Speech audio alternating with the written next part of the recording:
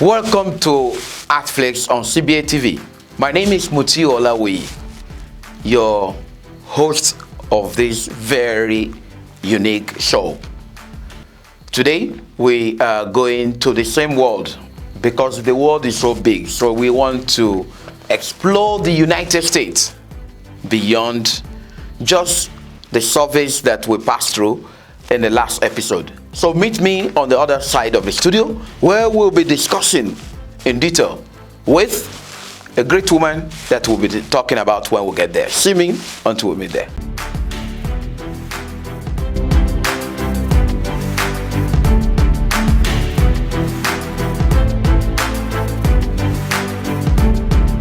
Welcome once again to Artflakes on the other side of the studio. We are here to now go again into the literary world of the United States. So we want to be very fair in terms of gender balance. We dealt with Dustin Pickering in the previous episode. So this time around, we want to talk and discuss with Catherine the Great. Catherine the Great is one of the greatest modern American writers. She's an unsung writer in the United States. And she has performed in different parts of the United States, including her hometown, which is Augusta in Georgia. And she even performed in Spanish in Madrid and Puerto Rico. And, but an illness changed her pathway. So now her main job is to write poetry and take care of her family. She's going to discuss in detail with us what really led to a change in this, what the experience she passed through within that period of time. Welcome to the show, Catherine. I call her Catherine the Great. Thank you. Thank you, Mutu.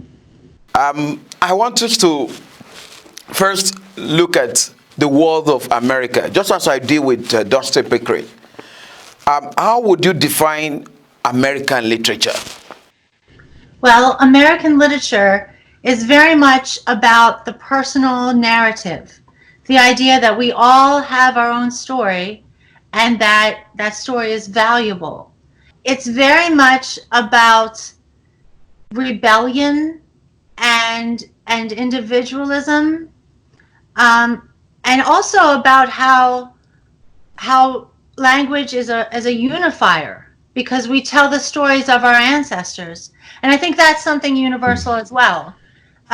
Yes. But it's who we are in context with where we come from. But we're very rebellious. We are very many people who have throughout history who've written in America have tried to be so different from other people.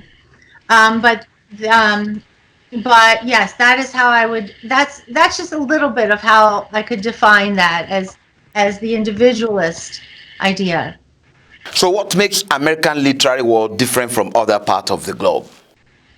Literature from other places certainly has an older tradition, and I understand that even Arabic literature is very form related. The meter and the syllabary is very, very precise, and that is something that American literature has strayed from, even though that's still very important to know how to say a lot in a structure. But yes, there's so much free verse in American poetry, and even the idea that one need not be skillful, which is, certainly the negative side, because skillful writing is very important for any writer. You said American literary hub is filled with rebellion. And people know that America is the land of freedom. There's a contrast in what you said and the belief of people, particularly beyond the United States. Why would you say this? Okay. Well, there's so much political turmoil in America, as I'm sure you know. But what we all have in common is a distrust of the government. and the idea that we can say that. We can say we distrust the government. And that's normal. That's a normal thing to do. But writing in rebellion, there's a freedom to stray from even beneficial values. So for better or worse, we do feel that freedom to violate or contradict what we even know is right. So yes, so sometimes that's good and sometimes that's bad. So what is the current situation of the literary activism in the United States, particularly comparing it to what had happened in the past with the literary activists in the States? Well, currently, the message of writing is spread through spoken word, which is interesting because that is something that generations of people all over the world have. That's how the message has been spread, is through the word from generation to generation. But now we've kind of gotten back to the idea that that going places, going to other cities, or seeing people live in person transfers a good message, or transfers an energy to encourage other people to write. So, majority of America nowadays, poets, novelists, or playwrights. Why? I think the majority are poets because it is a shorter form. It's a short form, and I think that's a perfect opportunity to say a lot in a little bit of time, a little bit of space. But it's the idea of poetry can be written by anyone in the sense that you don't need to be skillful to communicate how you feel or someone else's story. And that's good because there's so many people who have not been to university or who do not write professionally. But in terms of prose and drama, I believe those are one must be skillful, and one must have a different type of idea, maybe a longer thread of an idea in both prose and drama. And so, yes, I think poetry is most disseminated and most written throughout the culture. So let's talk about the literary activism generally in the United States.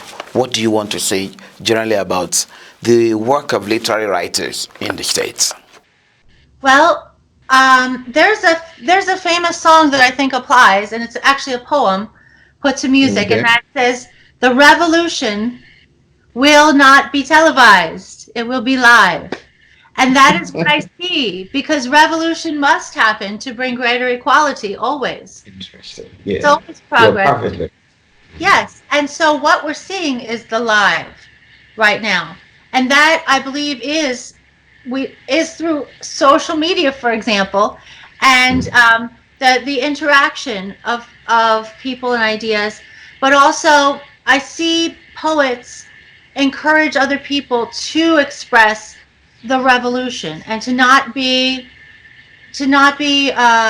too comfortable with our comforts in general. So there must be a revolution, and I do see the artists spreading that message to encourage other people to not just be apathetic. So what are American writers doing to encourage the young ones, particularly to get inspired and get motivated to get involved in literary activism? If it's dying gradually, as I've said, particularly the other genres of literature. So what are you doing in the States to encourage the young one to revive the spirits of literary activism in the States? Well, I believe there are many school programs, and because it's very important. American writers in general tend to understand how important it is for children to both express their own story, but to empathize with the stories of other people. So what I see is so many programs in the schools to encourage the young ones. and to help them to be writers as well. Thank you, Catherine. Dear viewers at home, I believe we have enjoyed the little information we've gathered from Catherine the Great. That's what I call her anyway. And I believe that we've known a little bit about what is happening to the literary activism in the United States on the part of the other writer, Catherine, apart from what you have heard from Dustin Prekin before. So let's go for a break, and when we come back, we'll go into the world of this great writer, Catherine. See you then.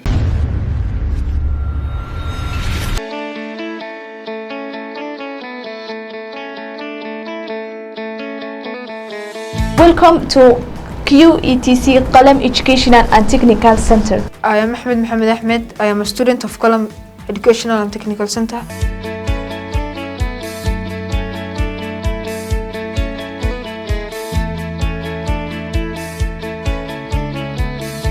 Qalam Educational and Technical Center is a place that you can improve your English language. I came with zero English. Now I'm better.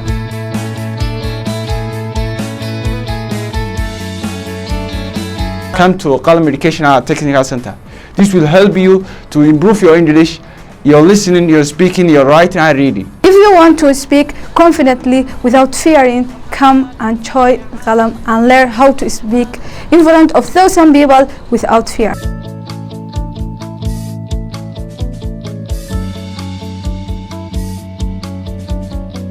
Welcome back to this wonderful show, Artflakes, on CBA TV, the only TV station in entire East Africa that uniquely explore other parts of the literary world. And not only the literary world, but the world of the people in different parts of the world, within Africa and outside Africa. And if you are joining us for the first time, we are dealing with the new world literature. We're dealing with the new world literature. And this new world literature, we are getting to know more about it through Catherine the Great. Catherine, we want to go into the world of Catherine Zickgraf, and we want to know more about her. So this time around, we'll be asking questions related to what she has done. All right, Catherine, I want to know, how would you define yourself? Would you call yourself a poet, a playwright, a novelist, or an eclecticist? Someone who combines these three together. Who are you? Tell us more about yourself. Very much a poet. And I consider myself a professional poet. When asked what my profession is, that is my answer. But I am also, like many people, I am a mother. And I consider teaching my children to be one of my most important jobs, and to encourage them also to empathize and express themselves. So being a mother is so important to me. But also, I write very regularly and in a very it's so important to me that I'm very skilled, and I try to get better. I try to get more skillful all the time. Would you like to tell us why you moved from performance poetry to written poetry? What really happened along the line? Why? Yes. Well, for 5 years I was a performer, and I performed in 36 cities, and I had a great time. And then I got sick, and I spent time in bed. I was very sick, and that changed my life, of course. And of course, life is change. If you think your life is going one direction, it may go in another. But then being in bed for those years, is when I wrote my most recent chapbook, and I wrote every day, and it really benefited me to have something mentally engaging that I could do. So that changed my path. And then I went to the hospital last year, and I'm very healed. It is a miracle. And so now I perform sometimes, but I mostly encourage other people, and I mostly write for the page. So have you ever for once experienced what we call writer's block? What is common among writers and what could have led to it, if at all you once experienced that? For 11 years, I didn't have anything to write. And that upset me. But that's when I was, I had given birth to my babies. And when they're babies, it's a very busy job, especially when they're babies. But as they got older, is when I began to be able to write again. And it was MySpace.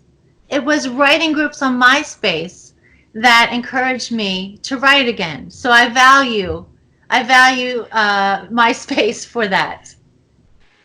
You've talked about the importance of technology, how you've been able to meet with different people through, how you've been able to revive even your spirit through MySpace. So I want you to tell us how important is modern technology to American writers with regards to the literary activism in the States. What's interesting is that technology allows, because I said it allows me to speak to strangers. I find that element means that people have told me what they like. They've encouraged me as a writer, but people have also critiqued me, and critiqued me harshly sometimes, which is very good. That is how I learned. So technology certainly separates us. We feel freer to say things. As I said, the critique, and people taught me much of what I know. So technology, and also just the idea of being able to type on a computer is very helpful. I still handwrite some poetry, but having the computer and being able to save everything very clearly is very valuable to me. Okay, Catherine, let's go back to your own world. You've written a lot of work, particularly poems.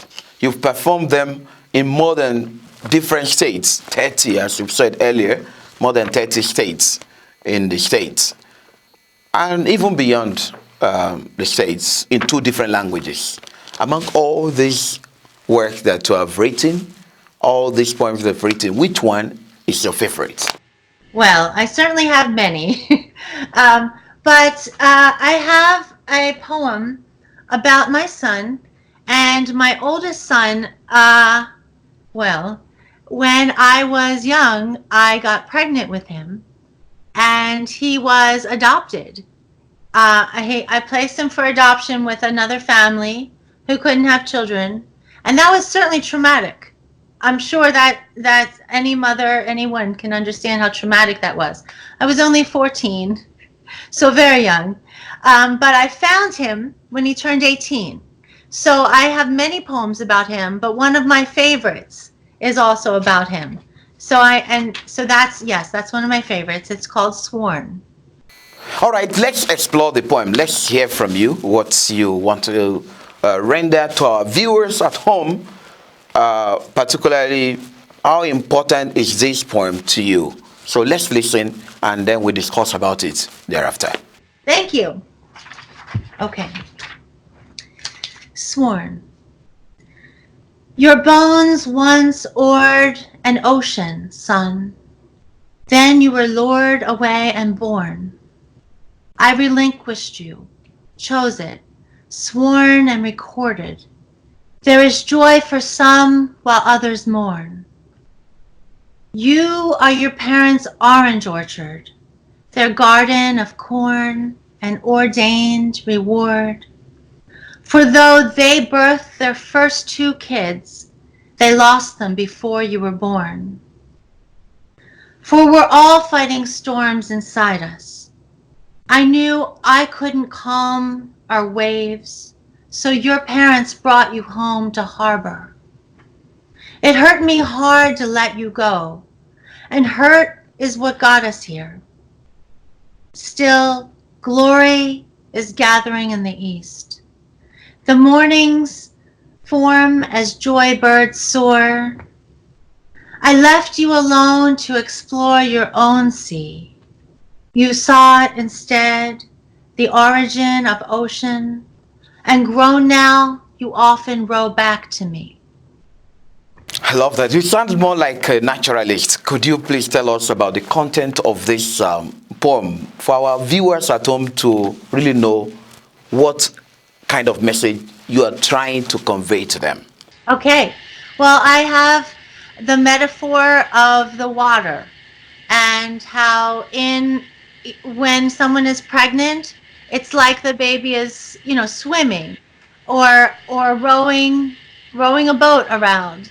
And by the end, I wanted, when my son grew up, well, while he was growing up, I didn't want to interfere in his life.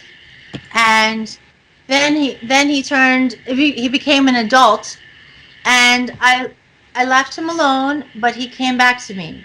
And also, and he loves his parents, and I love his parents.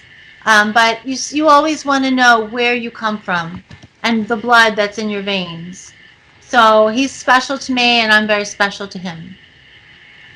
But also, the way I wrote the poem is a way that I think many people can write a poem in terms of form and technique. It's very simple. I took a sound, and that sound was or, like O-R. And then I wrote down as many words as I could that have that sound in it. And then I took those words and made phrases, and eventually those phrases came together. And that's and those phrases told me what to write, because I didn't go into it knowing what to write. It happened. And so I recommend that for many people, to make lists of words that sound beautiful together and then see what happens. So I've asked earlier what you're doing with other writers across the globe. And you've discussed about that. What about yourself? What are you doing as an individual to motivate younger ones to get deeply into the literary world? Yes, I certainly start with my children, because that is my greatest realm of influence. And I have taught them to speak for other people. And that itself is activism, to have the idea that another person's experience is very valuable. And but I've taught workshops from children as young as 5, all the way up through the university level, and to encourage them to be writers.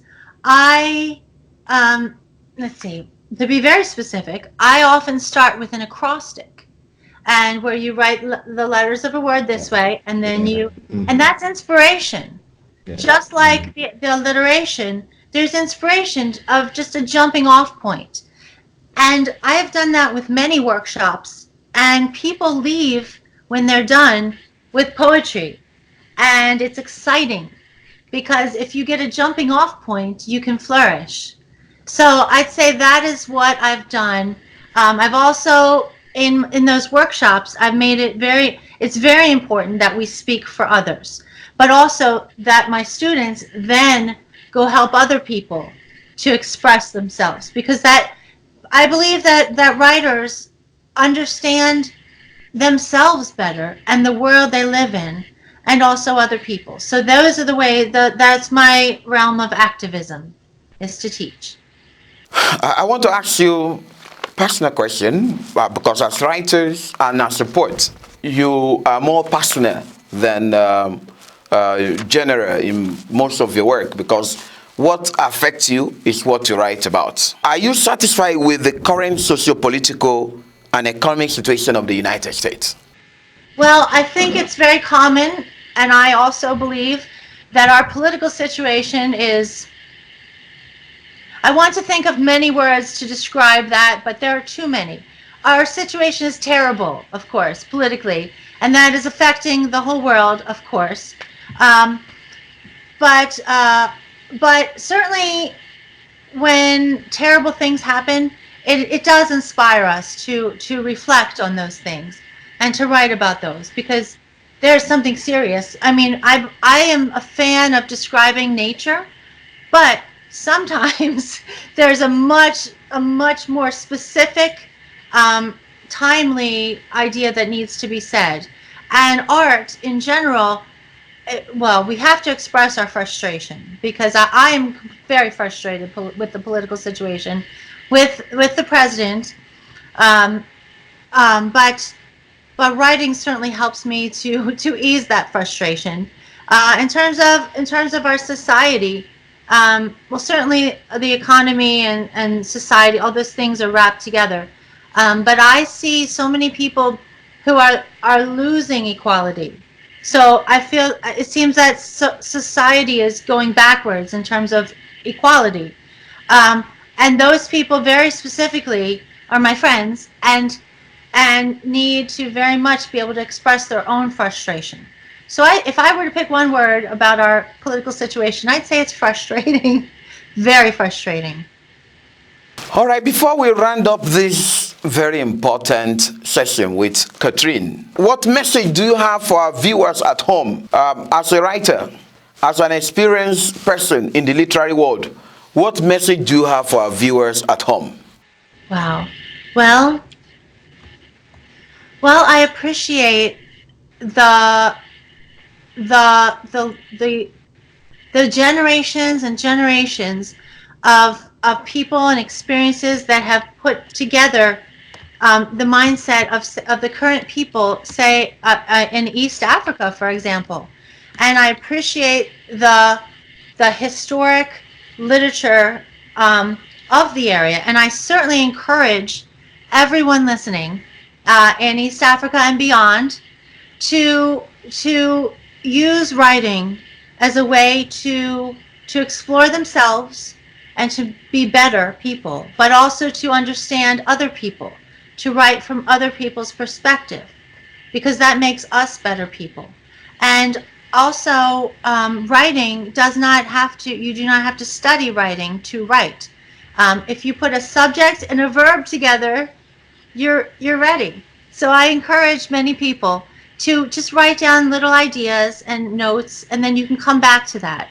And so I encourage people to be artists and to appreciate art all over the world as they do.